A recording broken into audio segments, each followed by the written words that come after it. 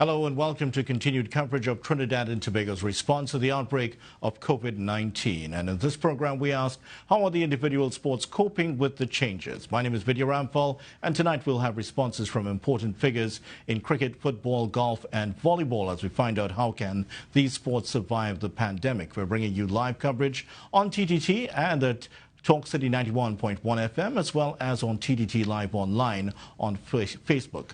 But earlier today, government held a press conference to update the nation on COVID-19. We do have Minister of Health Terence Dialsing joining us on the line now. Good evening to you, Mr. Dialsing. Good afternoon. Oh, no, not good afternoon. Good evening, all.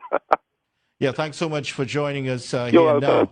And you have been talking throughout the past few weeks about the breaches of the restrictions. Yes. And it seems that people are still not obeying the laws. Has the time come for more stringent action? Well, look, the vast majority of people are behaving themselves. The vast majority are heeding the Prime Minister's advice.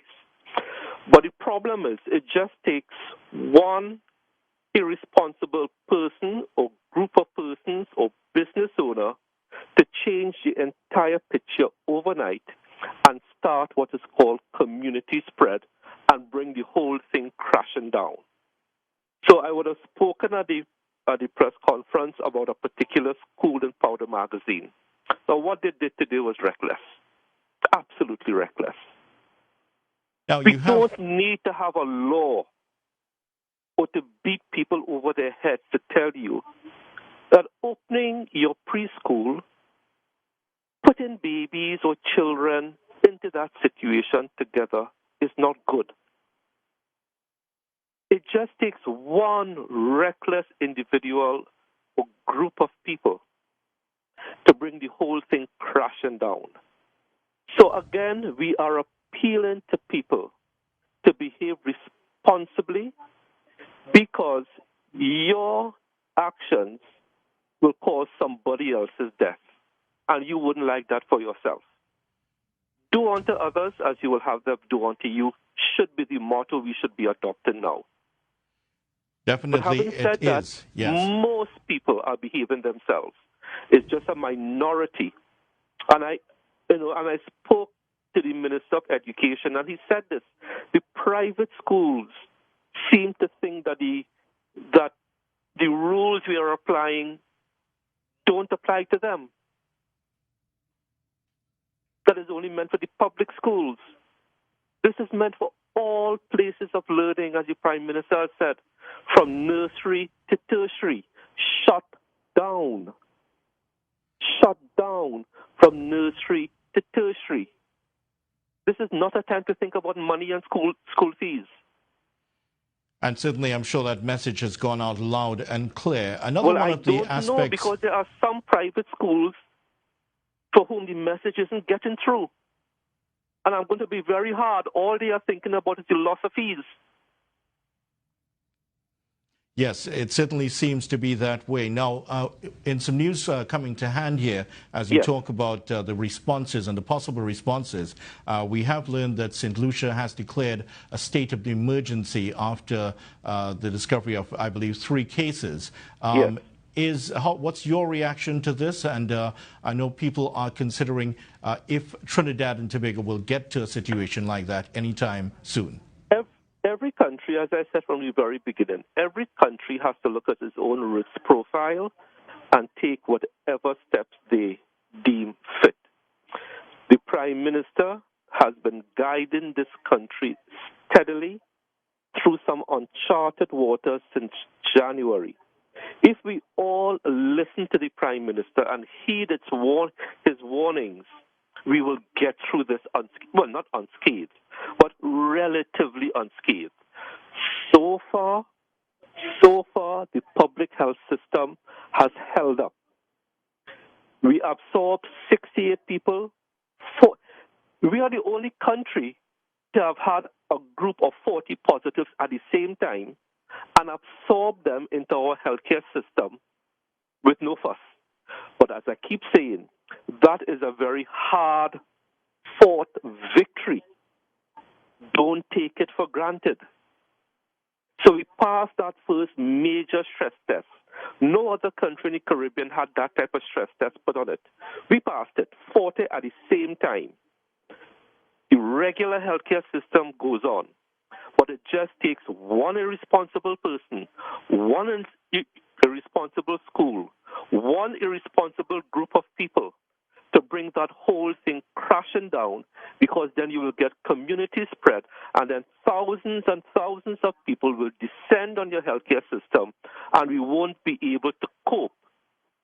What we are trying to do is what we are saying, flatten the curve, so you don't have this massive peak, this massive demand that you can't meet. If we all conform to what the Prime Minister is saying, we can keep the curve low. That is, we have the capacity to treat people over a longer period of time instead of having this mad rush to the hospitals and you don't have enough of everything. I am appealing to the public. The Prime Minister has been leading this country spectacularly since January. Let us work with him, work with the government, work with the Ministry of Health, and we will get through this.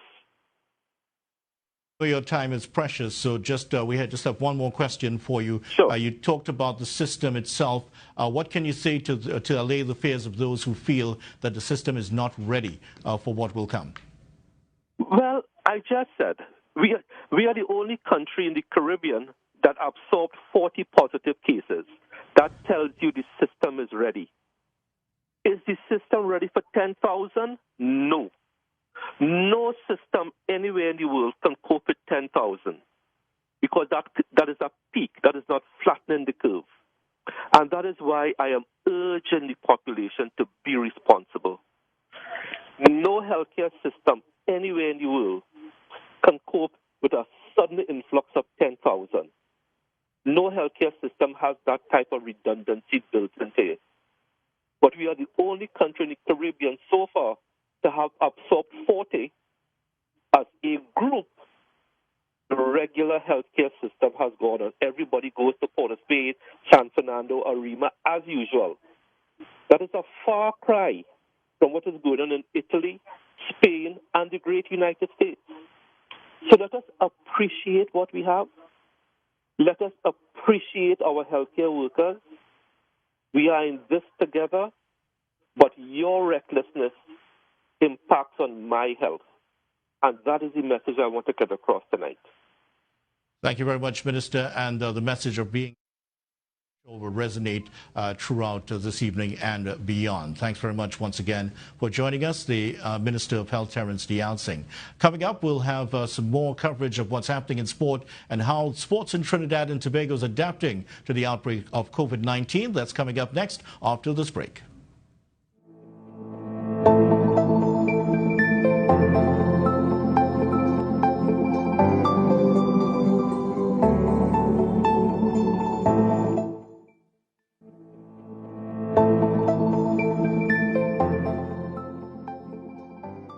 Hey, welcome back. We start off with some cricket. Just over a week ago, the Trinidad and Tobago Cricket Board suspended all cricketing activities under its jurisdiction for a period of 30 days because of the spread of the coronavirus COVID-19. To talk to us more about how the sport has been affected by the outbreak of the virus, we speak to the president of the Trinidad and Tobago Cricket Board, Azim Bassarat. Azim, thanks so much for joining us on the air. I know you've interrupted your evening walk to chat with us today. Thanks so much for making the sacrifice. I look forward to discussing the matter with you this evening, and it's a pleasure to be here. Thanks, Azim, once again. And now, certainly this, you came into office in the year 2009. This, the outbreak of COVID virus, certainly appears to be the biggest challenge of your career as president of the Cricket Board. Well, from a health perspective, yes, it is, and I'm quite sure that the cricketers across the country are being severely affected, and it's a bit worrisome at this time because of we have about 51 people now who have tested positive for the virus. But I'm quite sure that our cricketers are keeping themselves safe and they are not intermingling too much with people, and they are very safe at home, taking care of themselves and, of course, their families. And it's certainly the message of taking care of their families, of taking care of their health has been a message that the board has been giving out since the start of the outbreak of the virus itself. What has been the response from the cricketers themselves? Has there been any pushback to the decision made by the Trinidad and Tobago Cricket Board? Not at all. I think the cricketers welcomed this opportunity to stop playing because of the seriousness of the virus. As a matter of fact, some of the clubs were asked in not to play cricket on the weekend that the cricket was called off. But because the West Indies Cricket Board had a game being played here in Trinidad, and the Trinidad and Tobago Cricket Board think it would have not been fit to cancel our local competitions and still have the regional game. So we went ahead with the game on the weekend, and then immediately on Sunday afternoon, a statement was issued where we called off the rest of the game, so to speak, until this virus is brought under control. We haven't had any sort of opposition from anyone with respect to the decision that was taken by the board. Now, with respect to the regional tournament itself, there's been a lot of discussion about how to continue these competitions. Would you like to see the tournament completed, or if the West Indies board were to declare Barbados winners, TNT finishing in second place, or would you be happy with that? What would you like to see? Well, of course, we would want to see more cricketers play. It's much better for the cricketers. With where we stand at present, Trinidad and Tobago have not played second for a long while. So, in a sense, that we will be happy if the Cricket West Indies call off the tournament. But there will be a teleconference with the board of directors tomorrow afternoon, Cricket West Indies, and a decision will be taken there and then. What will be the final decision with respect to the regional tournament? What about the local competitions with the local clubs? How will these tournaments be decided? Well, we cannot say at this point in time. It all depends on the future of the virus in Trinidad and Tobago. When the 30-day period is completed, we are going to assess the situation, look and see what is happening. The Prime Minister said today that this may continue for another 2 or 3 months. We have to take all of those things into consideration and not put the cricketers and the cricketers' family at risk at this time. We are going to take the decisions that is best for the people of Trinidad and Tobago, and more so the cricketing fraternity. Yeah, I would imagine your advice for local cricketers who are sitting at home listening to this right now would be along the lines of what you're hearing from the government itself. But what would your particular advice be to cricketers listening to this right now? Well, to try and not take the advice of the government. We have to take the advice of the government, whatever they are saying, the Minister of Health, the Ministry of Health, and all those people. We have appealed to the cricketers not to go out and not to assemble and congregate.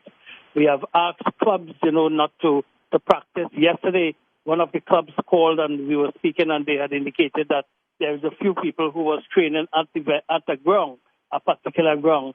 And I inquired, make sure that it is not more than 10 people.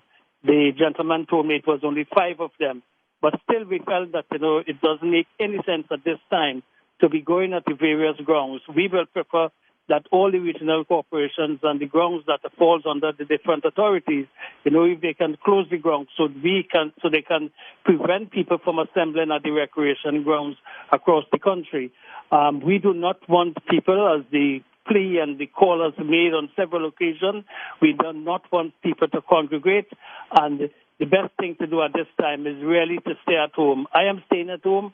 I haven't left my home since last week Tuesday when I attended a council meeting, and I have no intentions of leaving my home within the next week or so also. Well, I know you'll be going on your treadmill shortly, but let's just get in one more question before you go to your treadmill, Azim. Sponsorship, a very, very interesting issue. TNT Cricket Board has for years been struggling with sponsorship. You've gotten a lot of sponsors on board recently, the upturn in fortune of the team. Are you afraid that the sponsors will bolt, or what is the reaction from them? What has it been so far? Well, before we made the call to call off cricket for the 30-day period, what I did was that I contacted all the stakeholders involved in cricket, sponsors, the different affiliates, And we had a discussion, and the agreement from among everyone was to call off and suspend the cricket for the 30-day period. It will be worrying, and it will be a serious challenge for us now. As you rightly said, within recent times, we have got a lot of sponsors to come on board. We know the economic situations. This is going to hit the economy very hard, and I know that it will take some time before we get new sponsors coming on board. But those sponsors that we have gotten over the last 4 or 5 months all have indicated that they are there to stay, and we are hoping at least that they are going to stay for the time being with us to try to improve the cricket in Trinidad and Tobago. All right, Azim, thank you very much. I know you're going to enjoy your walk on the treadmill, and I know your son, the umpire, he could do it a little bit walking himself. But thanks so much for joining us. It's been a pleasure. Thank you very much. Azim Bassaret, of course, the president of the Trinidad and Tobago Cricket Board, joining us on the line there. Coming up next, how will TNT respond to the news that Canada and Great Britain, among other countries, will not send teams to the Tokyo 2020 Olympics? That is coming up next.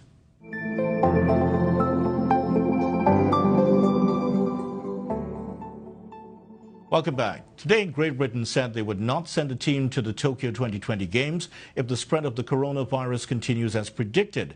Australia and Canada have announced that they will not compete in Japan, and the International Olympic Committee has given itself 4 weeks to decide on the future of this summer's games. With us to react to these developments is the president of the National Association of Athletics Administrations, Ephraim Surrett. Ephraim, thanks so much for being with us today. Thank you very much, Video.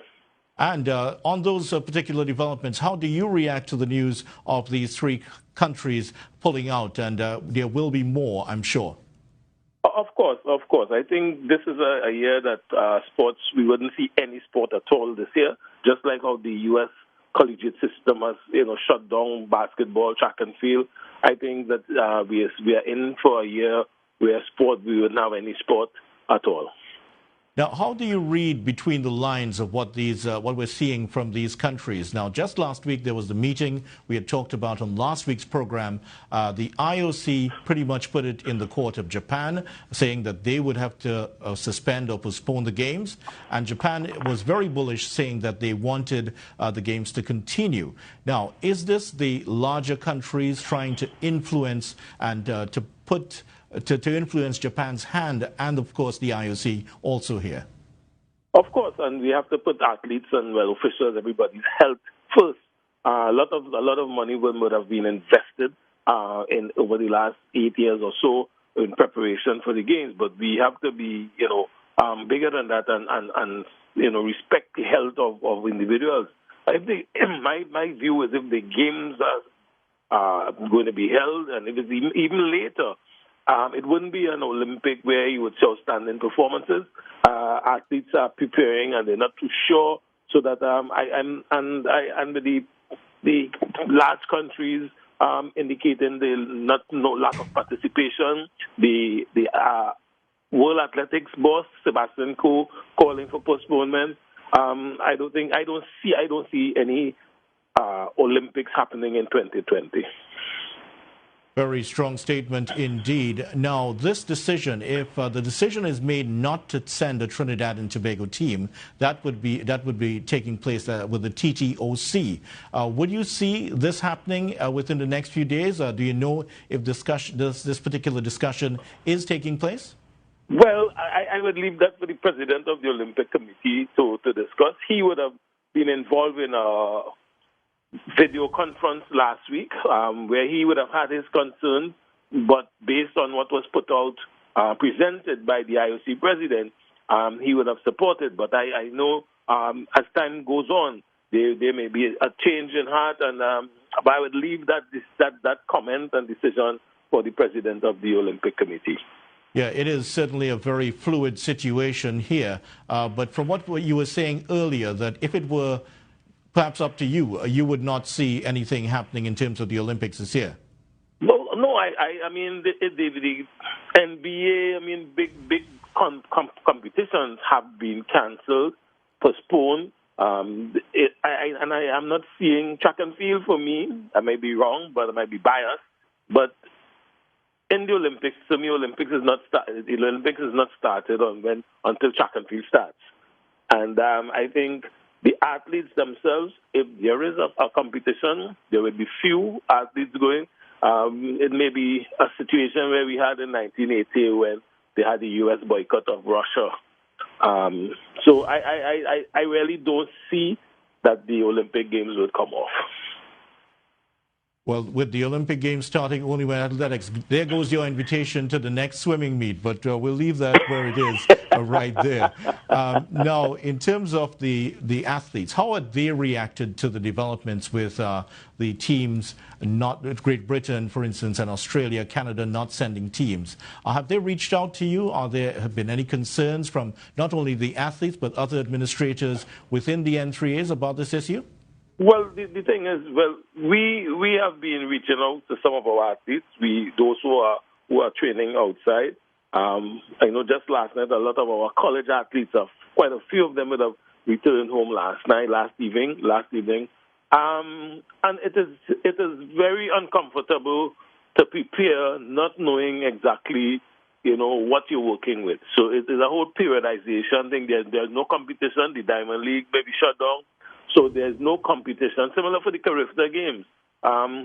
This year, there may be no Carifta Games either this year. And the athletes need to have a sense as to the target, where they're setting to peak. They need to have various competitions so that they can test themselves and understand exactly where they are in their cycle and what else they need to do to perform at the best at the right time.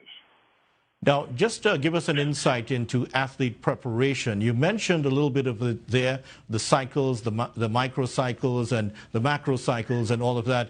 You mentioned it there, but give us an insight into how an athlete prepares themselves to peak at the right time for the Olympic Games. Well, it falls under what they call periodization, so that the athlete would have a particular work schedule. Most in an Olympic year, the athletes who I know who are serious about competing at the Olympics, they would not normally compete indoors, and they would select their competitions, in a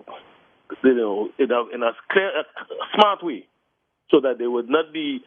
They don't want to be too tired, so that you would pick a competition, or you test yourself. You expect to be in a particular shape at that time. Once you achieve what you set out there, you know that you're on target, and then you have another test meet, and so on to really peak at the time of the games itself. Yeah, there's an art and a science to it, isn't it? It is, and it's mental, it's psychological, it's spiritual, it's everything put together in preparing yourself. And it's not just in a particular year. Athletes don't wake up in 1 year and decide, well, hey, I'm preparing for the Olympics this year. It has to be over the quadrennial. So it's not just in the year itself. So the whole preparation starts from 3 years before that.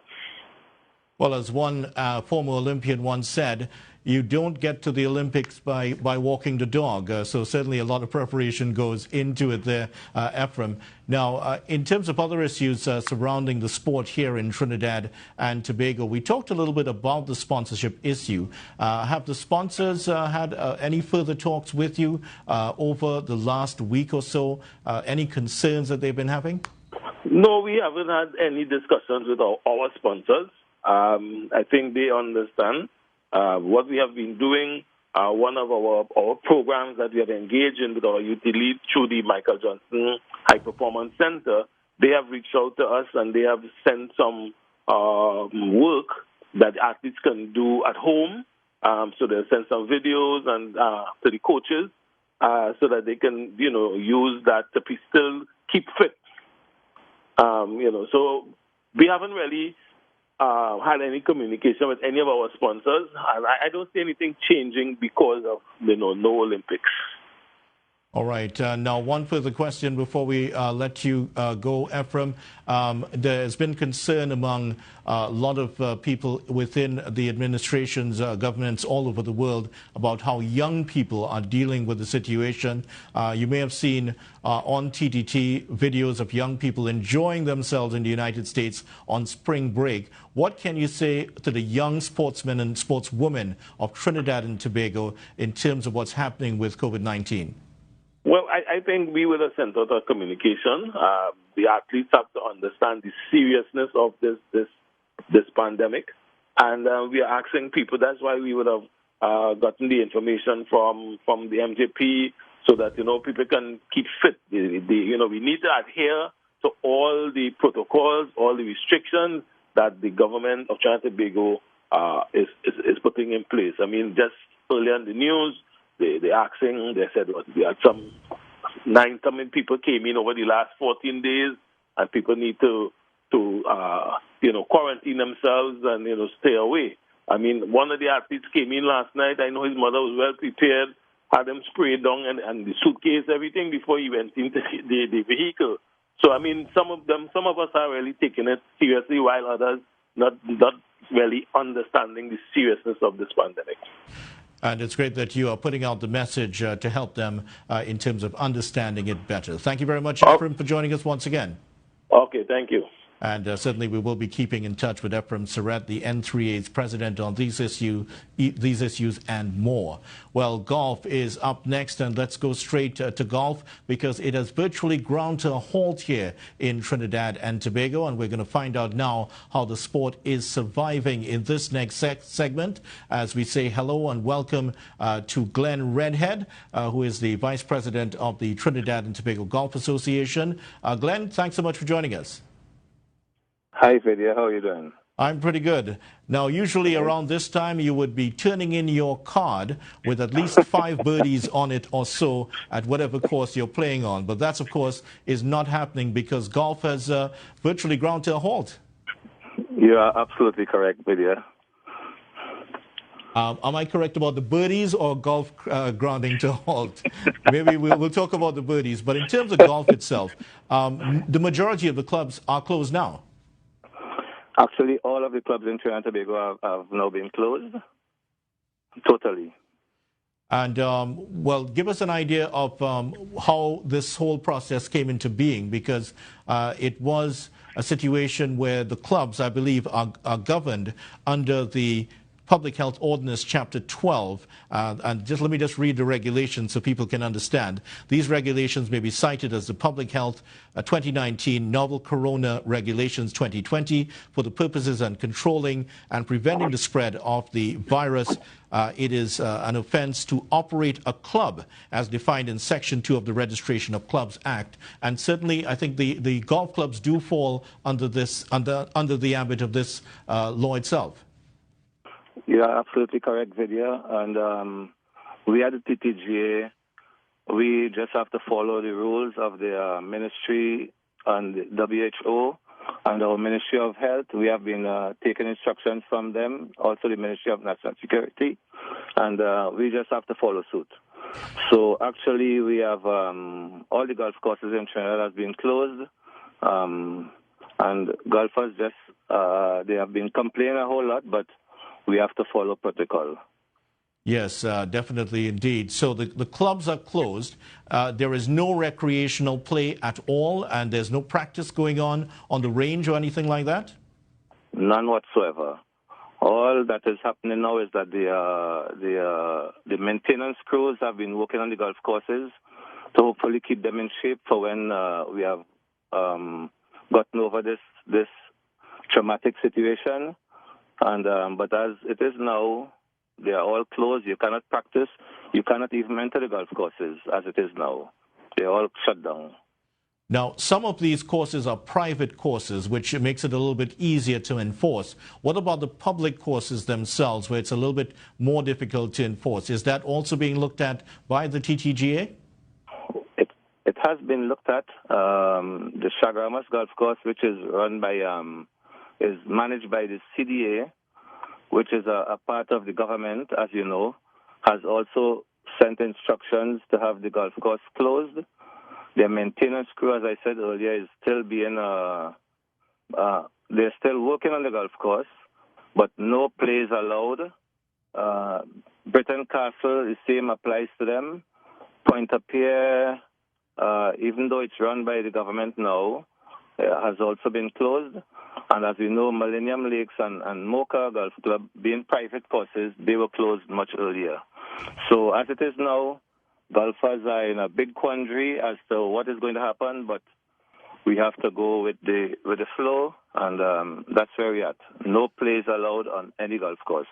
Now, in Tobago itself, which is not under the control of central government, but the THA, there's also a situation where there's absolutely no golf in the sister isle.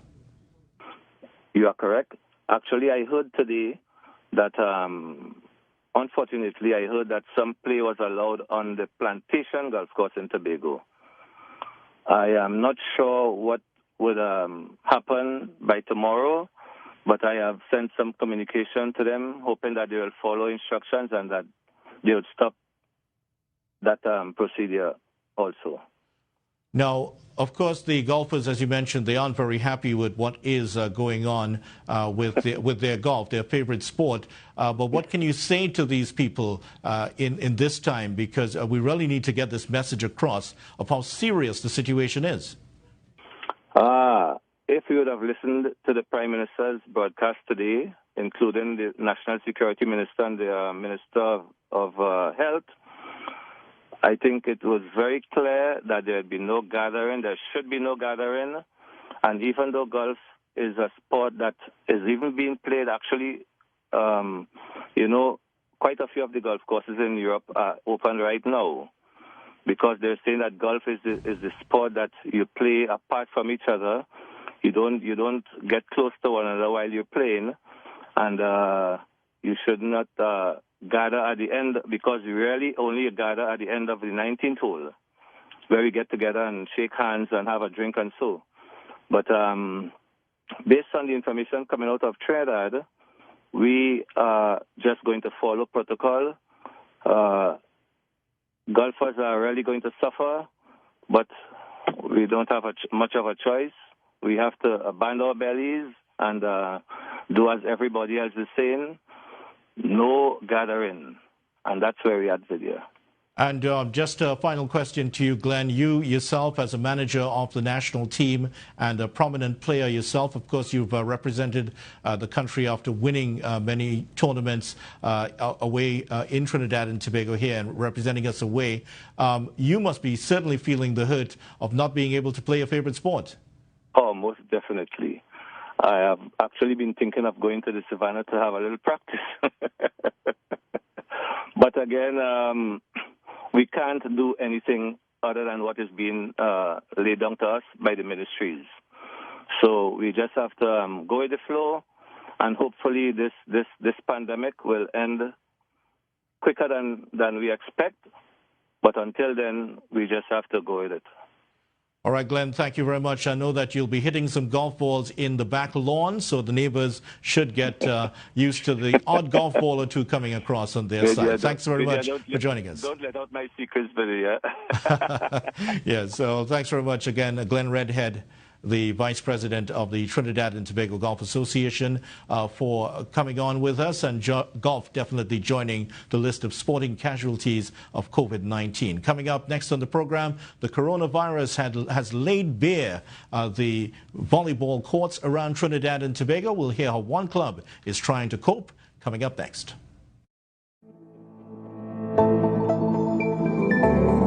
Hey, welcome back. Trinidad and Tobago senior men's and women's beach volleyballers have been dealt a major blow in their quest for a spot in the Tokyo Olympics. TNT was due to compete in the Nausicaa Beach Volleyball Championships, but this has been quashed because of the viral outbreak. So under the national volleyball structure, how are the clubs which are producing these players coping? With us now is Dion Hutchinson, the head coach of the most successful club in last year's local volleyball competition, Westside Stars. Dion, thanks so much for speaking to us. Hello, good night, good night. Yes, hi Dion, nice to have you on with us here. Yes, man, thank you for having me. So just to react to that particular story itself, the beach volleyballers getting that blow and not able to compete, certainly just like them, all of the volleyballers in TNT are feeling the hurt right now. Yes, so literally it has been a scenario where it's not really safe to travel, so they literally wasn't able to participate in the international tournament, and literally the virus is better to be at home and safe than to go out and participate in sport at this time. Yeah, it is definitely so. Now, at home here in Trinidad and Tobago, all of the volleyball courts have been turned virtually into ghost towns. Yeah, so we took this decision about approximately 3 weeks ago to cancel our volleyball training sessions. We just recruited approximately 15 new members. They were training and training was really, really going good. We had training sessions going on 4 days a week at the Diego Martin North Secondary School. And we were getting ready to take part in a number of local tournaments here in Trinidad. And we just decided that for safety, we decided to stop training. We also had an international tour to the U.S., to New York. We also took the decision about a month and a half ago to cancel that trip. I mean, parents would have lost monies and so forth. But I mean, safety comes first. Yeah, it certainly does. Now, you've told us a lot there, so let's start with the team itself. Now, your team had an outstanding year last year, winning a host of titles. Tell us a little bit about the success of your team last year. Well, in 2019 was an awesome year for us. I mean, every year is really good to us because every year the athletes are the ones who made the commitment, along with myself, along with other sponsors. My company actually sponsored the actual volleyball team, Dion's Executive Taxi Service. And we actually put in a lot of work. We put in at least 500 hours of training to get ready for a national league. 500 hours of training is a lot for a season. And we in 2019, what we did, we went out to dominate the female category, and that was seen after the year finished. We ended up with, in the development category, the females, we ended up with second place under 16, second place in the under 18, second place in the under 20, and second place in the open category female. We also cupped the tournament, the Super League A Division and Super League B Division in the women. The only tournament that we didn't win was the Premier Division, which was, we didn't decide to take part in that tournament, but we allowed our athletes to play with Toko, and Toko played second in the Premier Division. So it was really outstanding performance by our club and players, and we were looking forward to 2020 and getting those 500 hours in, but of course, COVID had other decisions to make for us.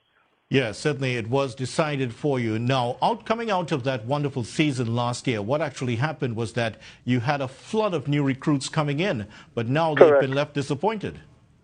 Yeah, so the new players, the new group, we got at least, because what happened with our club is like a family.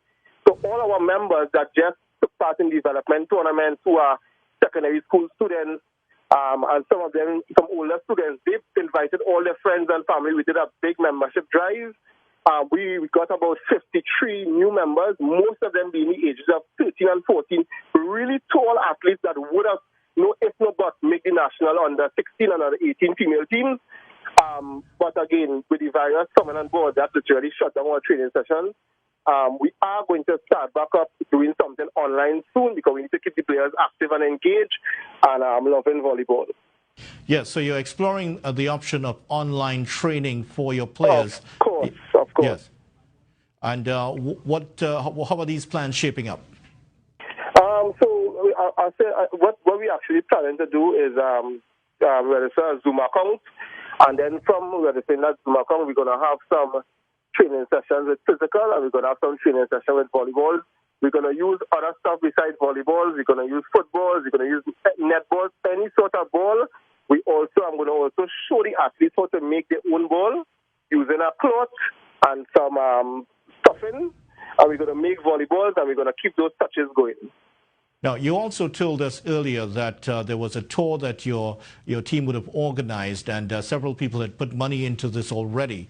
Now, this has been lost because of COVID-19. What's going to happen to that? I'm sure these parents would, of course, want to recover that.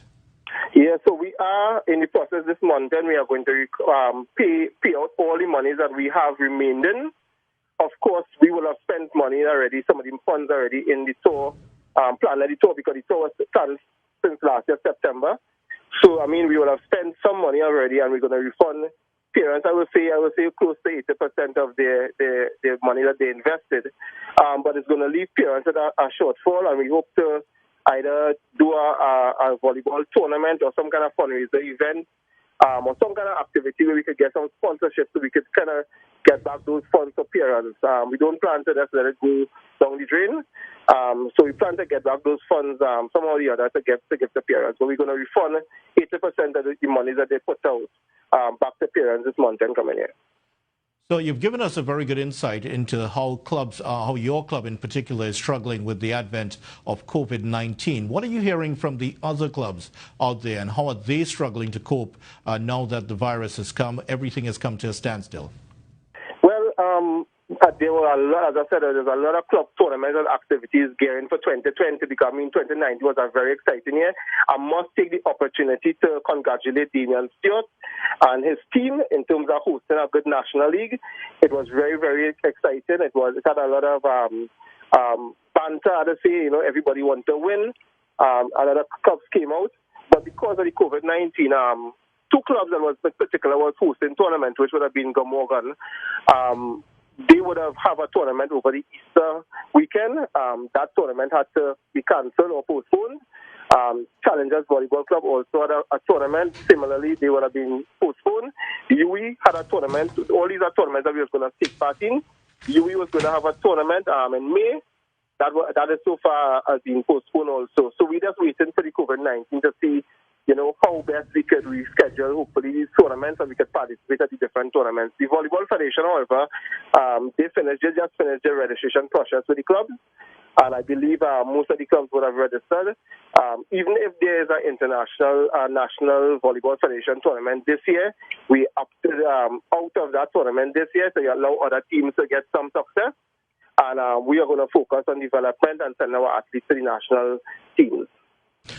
Now, do you see a situation emerging, Dion, as the head coach of the Westside Stars team? Do you see a situation where clubs might actually go under, disappear as a result of the lack of sponsorship, which will come after COVID-19? Definitely.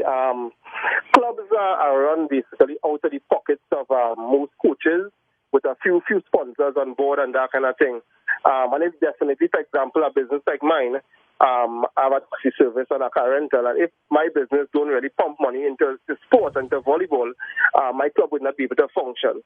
So I think that coming out of the COVID, some clubs will not be participating in tournaments also. Some clubs are literally going to be faced with a lot of financial burdens, and it's really and truly based on the love and passion from the athletes now to now invest in their clubs to keep it going, Yeah, certainly. Now, would you want to see government getting involved here when we eventually clear out of this difficult time? Of course, there's a lot still to happen during this period, but would you want to see government get involved to get sports and volleyball in particular back on its feet? Yeah, well, as you know, I worked at the Ministry of Sports for about approximately 10 years, and the government interaction with all sports is very much needed.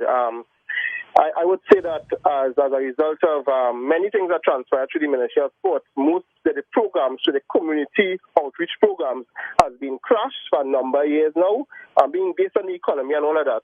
But now with the COVID-19, it's going to further put sports in a backward position. I mean, the effects of lack of sports and lack of clubs fueling new athletes for the greater good of Trinidad and Tobago. If you find that happening less, then you're going to find Trinidad and Tobago on the whole is going to have less successes in terms of the Olympics and the different games.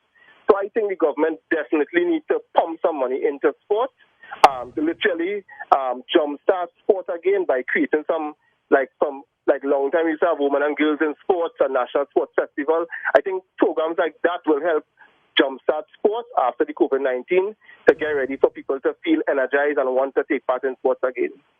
Well, Dion, thank you so much for joining us here on the air and to sharing your story of your club and, of course, what's happening locally in volleyball. You're most welcome, man. Thanks for having me.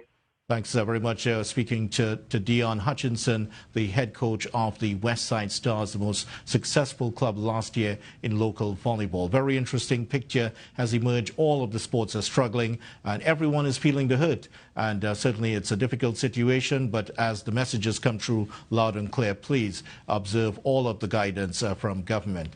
Now, also thanks to Dion, and thanks to Azim Bassarat, Ephraim Surret and Glenn Redhead for their participation tonight. But before we go, just some breaking news here. St. Lucia has declared a state of emergency due to the coronavirus. This declaration was signed by Governor General Emmanuel Neville Sinak on Monday. It's reported that in the declaration by the Governor General, it reads, and I quote, "I am satisfied that a public emergency has arisen as a result of the occurrence of COVID-19, an infectious disease commonly known as COVID-19. The St. Lucia now has 3 confirmed cases of COVID-19. According to St. Lucia's Minister of Health, the patient is a 43-year-old woman who has traveled to the United States. Minister Belmar George said the woman returned to the island with flu-like symptoms. She said the patient is being treated in isolation and is recovering well. Prime Minister Alan Chastanet is scheduled to give an update to the nation at 8 p.m. That's in just a few minutes' time. And here at home, we're just hearing that Tobago has had its first confirmed case of COVID-19, as we will have more information on that coming up. Now, sports continues to grapple with the ramifications of COVID-19 outbreak, and we at TTT will certainly continue to keep you up to date with these developments. That's what's trending on COVID-19. Remember, you can join us for live coverage on TTT, Talk City 91.1 FM, Suite 100, Next 99.1 FM, as well as TTT Live Online. Thank you so much for joining us on behalf of the TTT crew. I'm Vidya Ramphal. Bye for now.